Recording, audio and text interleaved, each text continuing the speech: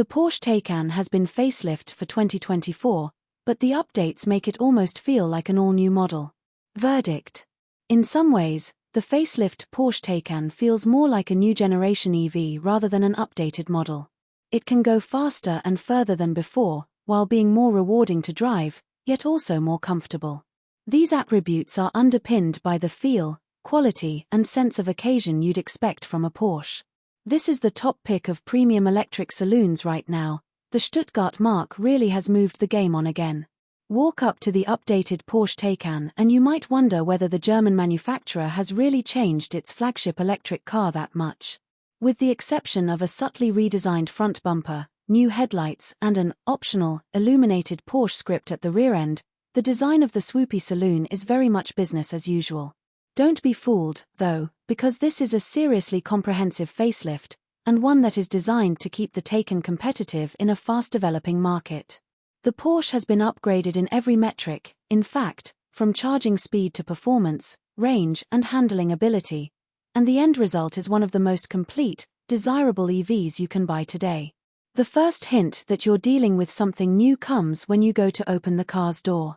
When equipped with Porsche's new active ride system, more on that later, the Taycan shoots up by 55mm on its air springs to make accessing the cabin easier. If you've ever half collapsed into the driving seat of the existing model, you'll welcome this new feature.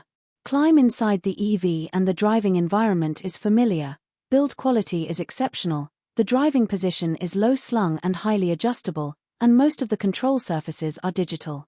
That's not as irritating as you might imagine though, because the central climate control display is a pressure-based haptic screen, and Porsche's latest PCM infotainment system is clear and responsive to use.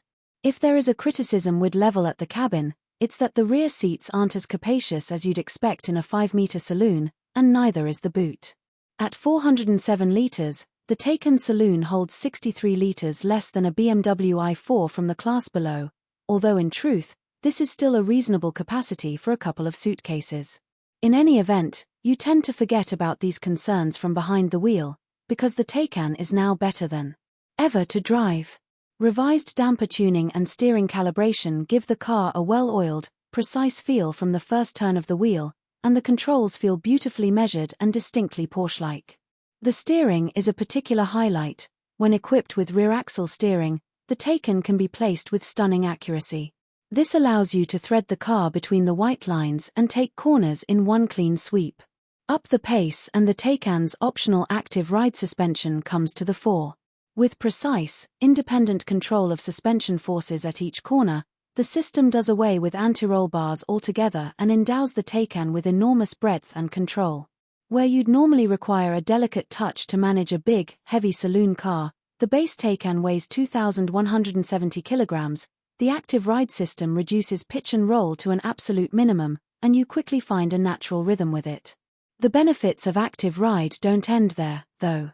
Not only does it minimize body movements to reduce the sense of mass, it also gives the Taycan an uncanny ability to swallow large bumps and lean into its role as an electric GT car.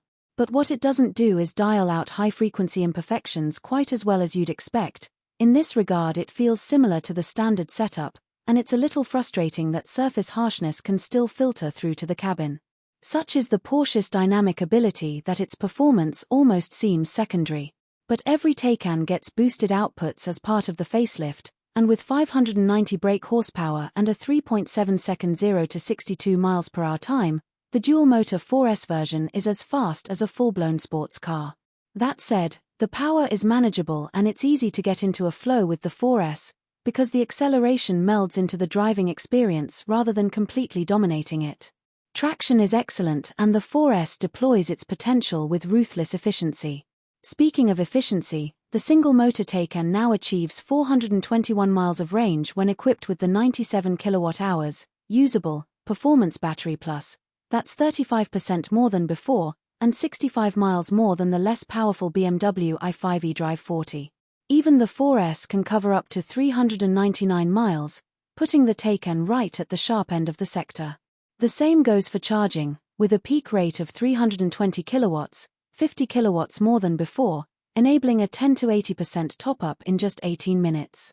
Granted, the Taycan is more expensive across the board, The 4S we tested costs £95,900, but few, if any, electric vehicles have such a complete skill set.